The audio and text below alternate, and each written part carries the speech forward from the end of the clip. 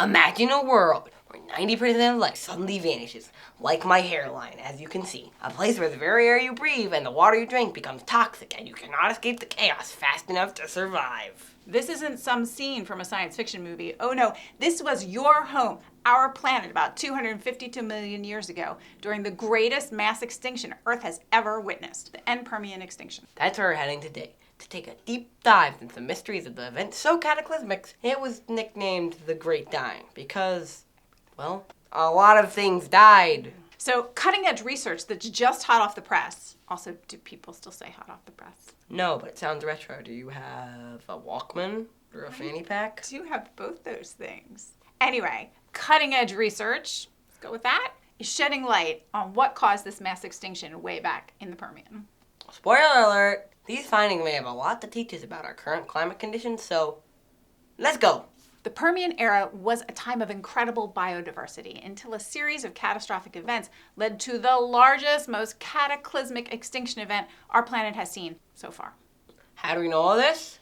Well, like all Earth's history, it's recorded in the rocks. For example, when we visited Guadalupe Mountains National Park in the West Texas desert, we saw evidence of the Permian Era all around us. The towering cliffs, the fossilized reefs. This park is so special because it's home to one of the world's most well-preserved fossil reefs, the Capitan Reef, which thrived during the Middle Permian period. The same reef that formed the mountains also formed the stunning cave formation you'll find at Carlsbad Caverns National Park, which is just a short drive away.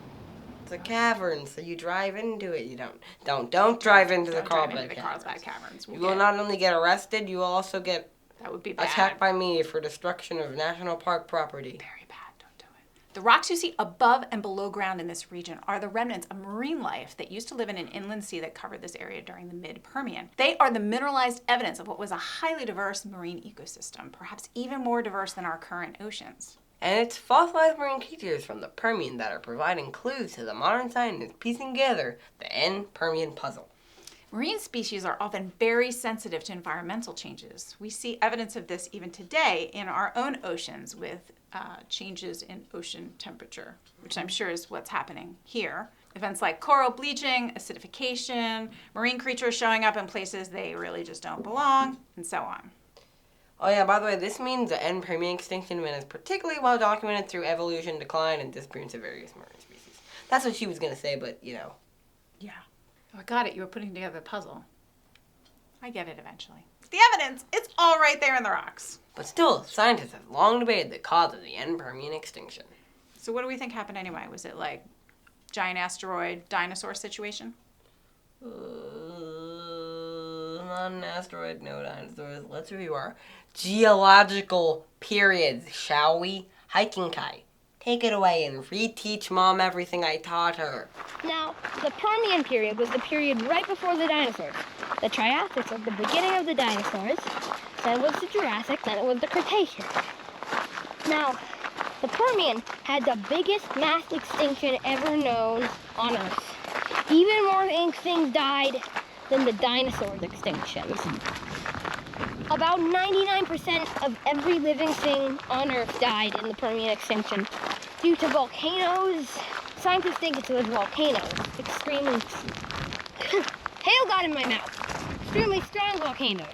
Kaya's right. These volcanic eruptions were part of the extinction puzzle. They were almost unimaginably massive. We're talking lava fields the size of Western Europe, almost a kilometer thick, releasing greenhouse gases that changed the atmospheric chemistry, contributing to climate change and extinction. But also alone, even at their massive size, they were probably not enough to have caused the extinction level event that we see at the End-Permian. Instead, scientists think that these eruptions initiated a chain of events that led Earth down the path to mass extinction. Were you staring off into space while I was talking? No, I was staring at the camera. Oh, okay. But thinking other things? Yeah. Think of it this way. If you want a campfire, you start with kindling and a little flame to get the heat going. These volcanoes provided a kind of fire starter. The vast amounts of greenhouse gases released into the atmosphere served as a spark to get global warming going. And if you want to keep your campfire going, you need to keep feeding that fire some nice, chunky logs. Log. In the case of the Permian, the fuel that kept the climate heat going was provided by El Niño. Now, El Niño is a climate pattern that in our modern world contributes to intense weather and warmer temperatures. And if you're saying, hey, that sounds familiar, it's because we just left an El Niño pattern recently and it was pretty intense. Yeah, we're going to get back to that in a moment. But first, back to the Permian, because those greenhouse gases that were released via the massive volcanic eruptions warmed the planet enough to initiate an El Niño event. Now, once that pattern started, the El Niño caused the oceans to heat up, lose oxygen, which just created more heat, and that led to stronger El Niños, and so on, and so on. Forth. Yeah, and so on, and so forth, and etc.